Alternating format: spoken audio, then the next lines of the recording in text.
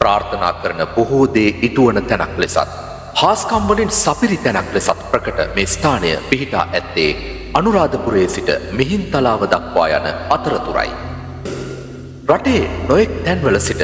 හැතැක්ම සිය ගණන් පසු කර මෙතැනට බාරහාර වීමට පැමිණෙන්නන් සේම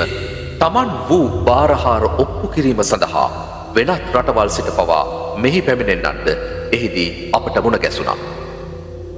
අනුරාධපුරයේ වන්දනීය අටමස්ථානය සොළොස්මස්ථාන ලැයිස්තුවේ ඇතුළත් නොවුනත් මෙහි ඇති පඳුරු වැටේ ගැටගසා ඇති පඳුරු ප්‍රමාණයෙන් මෙහි යන එන්නන් පිළිබඳව සරල අදහසක් ඔබටත් ලබාගත හැකි. බලාපොරොත්තු, ප්‍රාර්ථනා, ආසාවන් මේ සියල්ල මෙහි නිවසන යම්කිසි බලවේගයකට පවරා තමන් ඒ නිදහස් වීමට හෝ තමන්ගේ සිතේ බලාපොරොත්තුව වර්ධනය කර ගැනීමට දිනපතා මෙහි පැමිණෙන බලාපොරොත්තු සහගත බැතිමතුන්ගේ ප්‍රමාණය